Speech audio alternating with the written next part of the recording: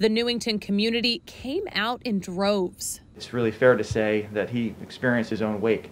All to say one last goodbye to the man who dedicated his life to their town. Had such a love for the town of Newington. He had grown up here, played sports, and he really cared about the community. Richard Klett passed away on Friday at age 75.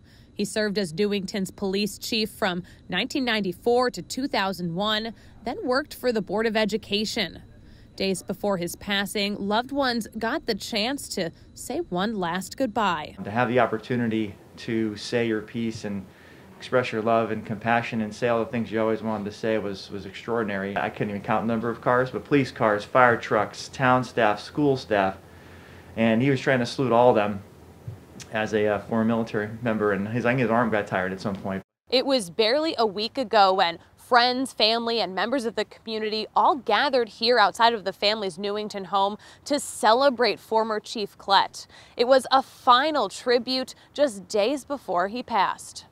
A husband, a father, a grandfather, and beloved by the Newington community. Since his passing, letters have poured in.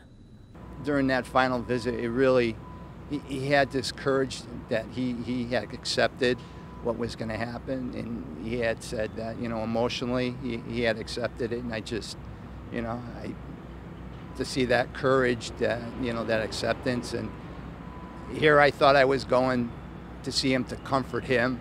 In the reality of it, he was comforting me.